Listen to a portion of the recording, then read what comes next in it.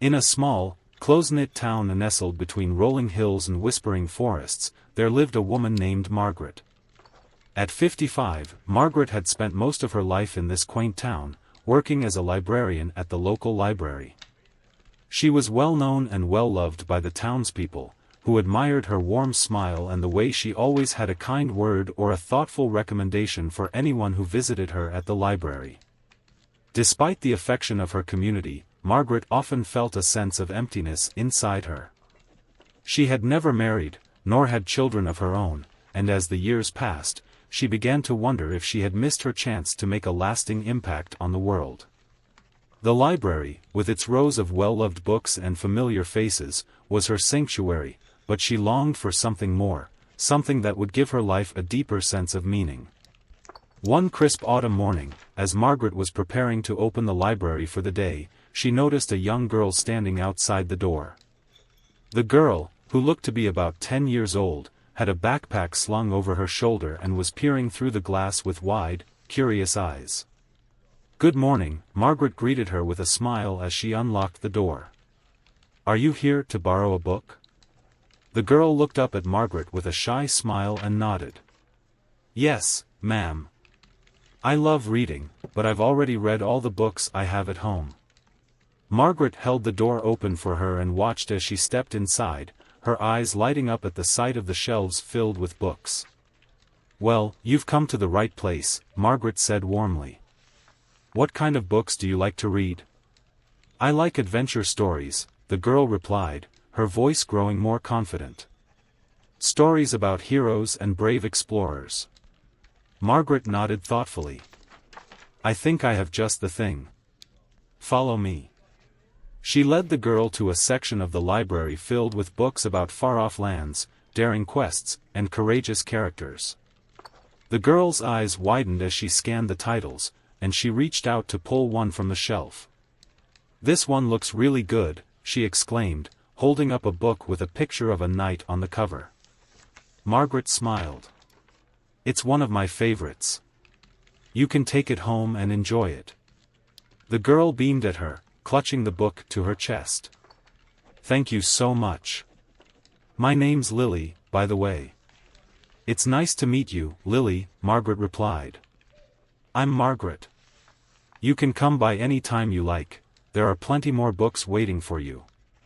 Over the next few weeks, Lily became a regular visitor at the library. She would come in after school, always eager to explore new books and share her thoughts about the ones she had read. Margaret found herself looking forward to Lily's visits, enjoying the young girl's enthusiasm and the way her face would light up whenever she discovered a new story. One day, as they sat together at a small table in the reading nook, Lily looked up at Margaret with a serious expression. "Miss Margaret, can I ask you something?" "Of course, Lily," Margaret replied, setting down the book she had been organizing. "What's on your mind?" Lily hesitated for a moment before speaking. "Why do you work at the library? You're always so nice and you help everyone find books they'll like. Do you like it here?" Margaret was taken aback by the question. She had never really thought about it in those terms before. "I do like it here, Lily," she said slowly. "I've always loved books, and I enjoy sharing that love with others." But what?" Lily prompted, her eyes filled with curiosity. Margaret smiled gently. "Sometimes I wonder if I could be doing more. Helping people find books is wonderful, but I want to do something that will really make a difference in someone's life." Lily considered this for a moment, then smiled brightly. "You already do that, Miss Margaret. You make me happy every time I come here. And I know you make other people happy too." Margaret felt a warmth spread through her chest at Lily's words. "Thank you, Lily. That, in itself, is a joy." As the days passed and the leaves continued to fall, Margaret found herself thinking more and more about what Lily had said. She realized that there were many ways to make a difference in the world, and that sometimes the simplest acts of kindness could have the greatest impact. One afternoon, as she was closing up the library, Margaret noticed a flyer on the bulletin board advertising a community food drive.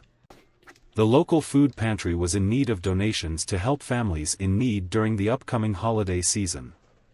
Margaret read the flyer carefully, her mind already whirring with ideas. The next day, she decided to take action. She gathered some of her own funds and purchased a variety of non-perishable food items to donate to the food drive. But she didn't stop there. She also created a small display at the library, encouraging patrons to contribute to the cause. She even offered to waive late fees for anyone who brought in a donation. As word spread, the response was overwhelming. People from all over town began bringing in bags of food to contribute to the drive. The library became a hub of activity, with shelves and tables filled with donated items. Margaret was amazed and moved by the generosity of her community. One afternoon, as Margaret was organizing the donations, she heard a familiar voice behind her. "Wow, Miss Margaret! Look at all this food!" Lily exclaimed, her eyes wide with amazement. Margaret turned and smiled at the young girl. "Isn't it wonderful? So many people in our community are coming together to help those in need." Lily nodded eagerly. "I want to help too. Can I bring something?" "Of course, Lily," Margaret replied, her heart swelling with pride. "Every little bit helps." A few days later, Lily arrived at the library with a small bag of canned goods in her hands. She placed it on the donation table with a smile, clearly pleased with herself. "I found these at home," she said proudly. "My mom said we could spare them." Margaret knelt down beside her, placing a hand on her shoulder. "Thank you, Lily. You're doing something really special. Your kindness will make a big difference for someone." Lily beamed up at her. "It feels good to help. I'm glad I could do something." As the food drive continued, Margaret felt a profound sense of fulfillment that she hadn't experienced in a long time. She realized that giving, whether it was her time, her resources, or her kindness, brought her a deep sense of joy and purpose. One evening, as she was locking up the library, a man approached her. He was tall, with graying hair and kind eyes, and he carried a small bouquet of flowers in his hands. "Excuse me, are you Margaret?" he asked, a warm smile on his face. "Yes, that's me," Margaret replied, slightly puzzled. "Can I help you?" The man extended the bouquet towards her. "I just wanted to thank you. My family has been going through a tough time lately, and the food we received from the pantry made a big difference for us. I heard you were the one who started the drive." Margaret felt a lump form in her throat as she accepted the flowers. "Oh, I didn't do it alone," she said modestly. "It was a community effort." "But you brought the community together," the man insisted. "And for that, we're grateful." Tears welled up in Margaret's eyes as she realized the impact of her actions. "Thank you," she said softly. "That means more to me than you know." As the holiday season drew closer, Margaret continued to find new ways to give back to her community. She organized a toy drive for children in need, collected warm clothing for the homeless, and even hosted a holiday story time at the library, where children could gather to hear festive tales and enjoy cookies and cocoa.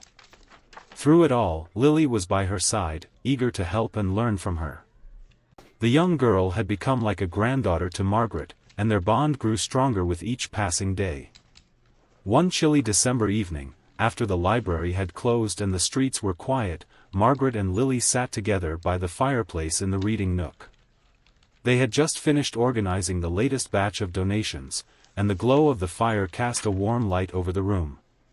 "Miss Margaret," Lily began, her voice thoughtful, "do you think giving will always make people happy?" Margaret smiled, her eyes reflecting the dancing flames. "I think so, Lily. When we give to others, we're not just helping them, we're also filling our own hearts with joy. It's a way of showing love and kindness, and that's something that makes everyone feel good." Lily nodded, a contented smile on her face. "I like giving.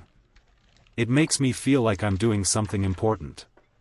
"You are, Lily," Margaret agreed, her voice filled with pride.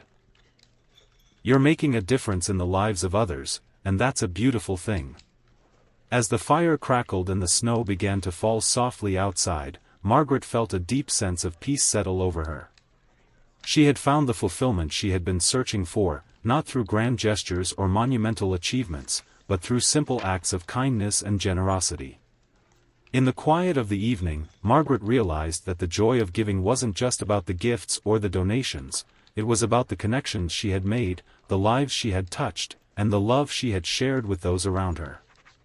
And as she looked at Lily, who was now curled up beside her with a book in her hands, Margaret knew that she had found her purpose. The joy of giving had filled her life with meaning, and in turn, it had brought her a happiness that she would carry with her always. In the end, it wasn't the material things that mattered, but the love and kindness that she had given and received. And that, Margaret knew, was the greatest gift of all.